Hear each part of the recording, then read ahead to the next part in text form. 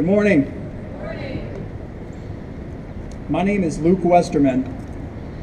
My wife Alicia and I are passionate animal advocates dedicated to collaboratively creating a truly humane environment for all animals, especially animals here in our home state of Ohio. But I'm also a leader in Ohio's business community, and because my friends here have already spoken so thoroughly on the horrors of puppy mills, in an effort to avoid redundancy, I'm instead going to focus my remarks on the business aspect of this.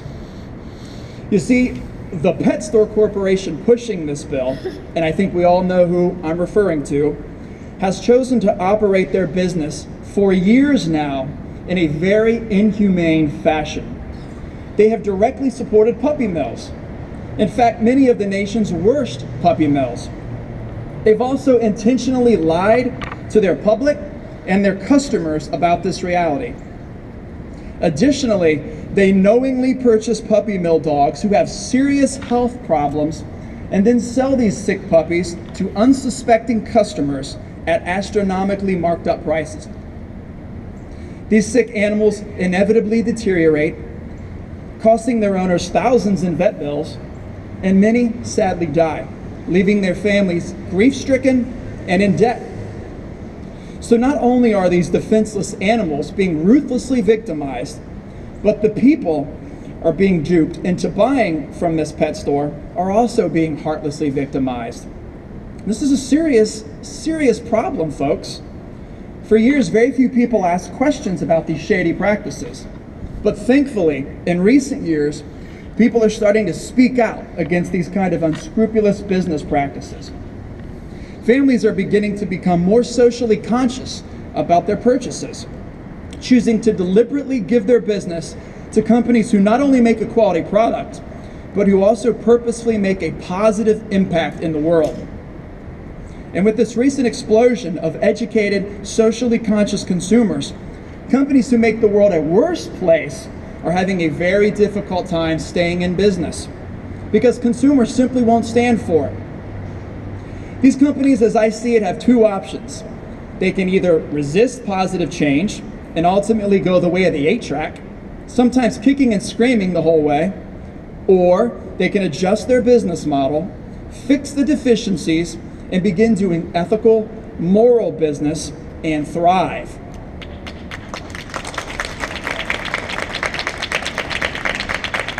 Smart companies are obviously choosing to do the latter. But unfortunately, what we have in this case is a company who's not interested in doing the noble thing.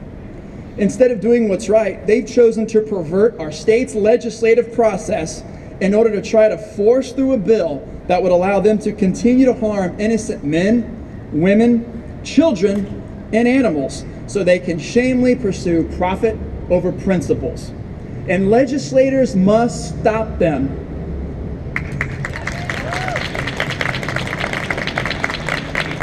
You see, the overwhelming majority of Ohioans agree that all pet shops should adopt a humane business model and stop selling puppy mills, especially when there are millions of healthy, wonderful dogs and cats sitting in animal shelters right now awaiting a loving forever home.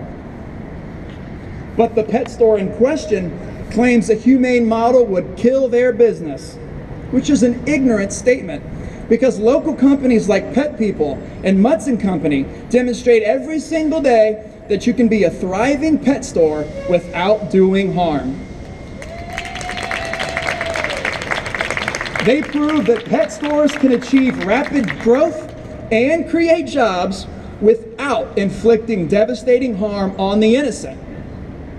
And thanks to responsible and moral legislators, Ohio cities like Toledo and Grove City have passed ordinances to keep pet stores from selling puppy mill dogs inside city limits.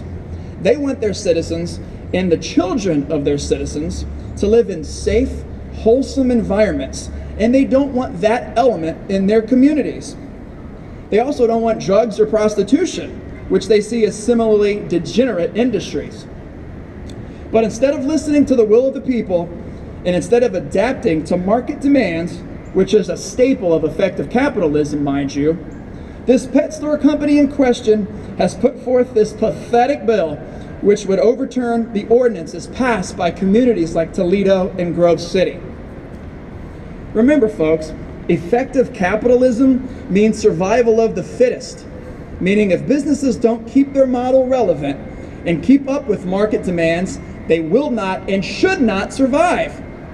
And government intervention, especially in the disgraceful way being pursued through this bill, flies in the face of the economic platform our founding fathers intended.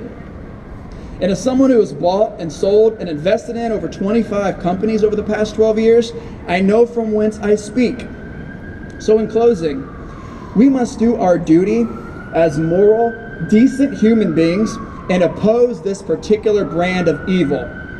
Because that's exactly what it is. Let's not sugarcoat it or allow anyone to water it down. Because any business that profits off of the designed misery and suffering of others is nothing short of evil.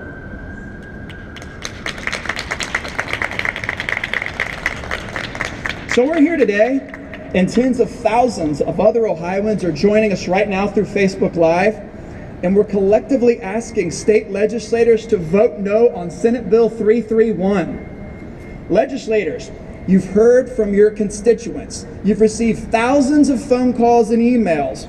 The overwhelming majority of Ohioans expect you to do the right thing and oppose this awful bill, because no animal deserves to be tortured for profit, and no human beings deserve to be taken advantage of by greed. This is an easy choice. Thank you kindly.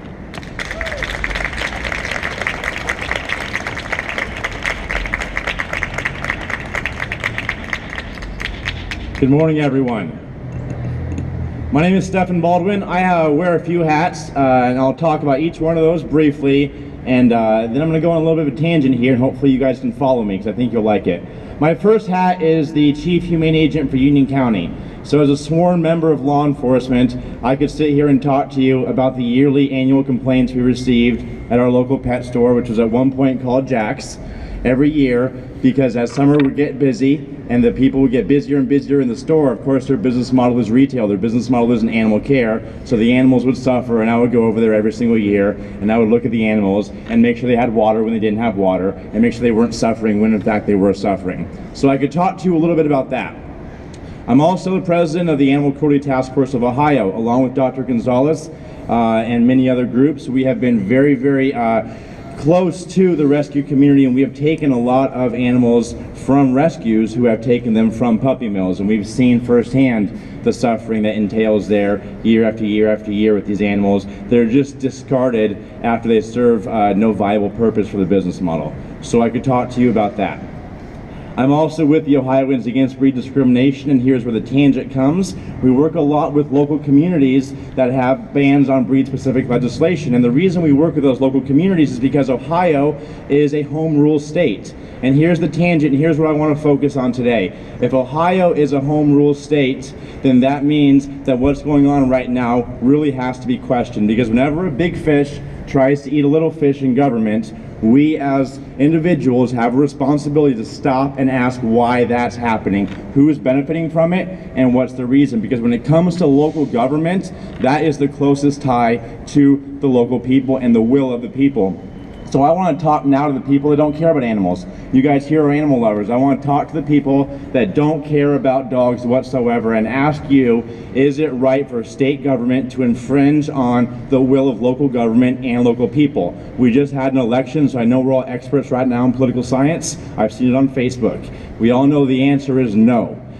That is not the role of state government. We are a home rule state for a reason. And again, whenever a big fish tries to quickly and quietly swallow up a little fish, when it comes to legislation, we need to stop and we need to ask some questions. That is our right and that is our role. So please oppose this bill. Please contact your legislators and let them know that this isn't necessarily about dogs, this isn't necessarily about animals, this is about the role of government. If we're a home rule state and I have to go around municipality by municipality to work with breed-specific legislation, then we're a home rule state when it comes to puppy mills also. And if Toledo says no, and if Grove City says no, that's the right of the people and it's the will of the people, and it's not up to big business and corporatism to try and intercede with that. Thank you.